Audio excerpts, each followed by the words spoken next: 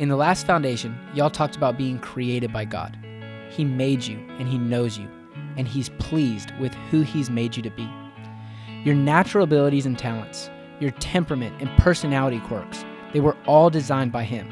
And I believe He's made you that way because He likes you that way.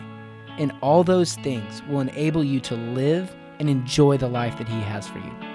I think one of the most insightful passages in the whole Bible when it comes to how God created us is found at the very beginning in Genesis 1. The Bible tells us that God said, kind of to Himself, Father, Son, and Holy Spirit, "Let us make man in our image, in our likeness."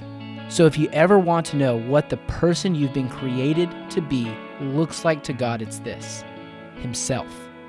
And if we really believe that, we would think about ourselves very differently. So when we think about ourselves, our starting place gets to be that we were created by God as a pleasing creation. And He sees His own image when He looks at us. But if we're going to fully understand our identity, we have to go deeper. We have to go beyond how God made us to what God calls us.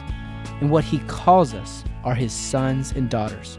He's brought us into an intimate relationship with Himself, where we get to be referred to by our Creator as His children.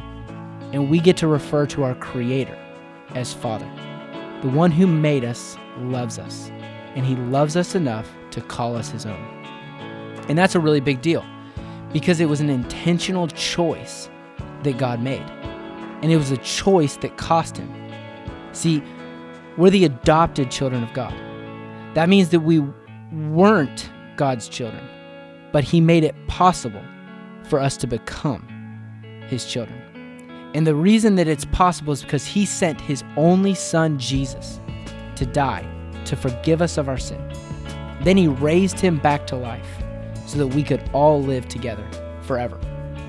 That's why Paul says, "See what great love the Father has lavished on us, that we should be called children of God."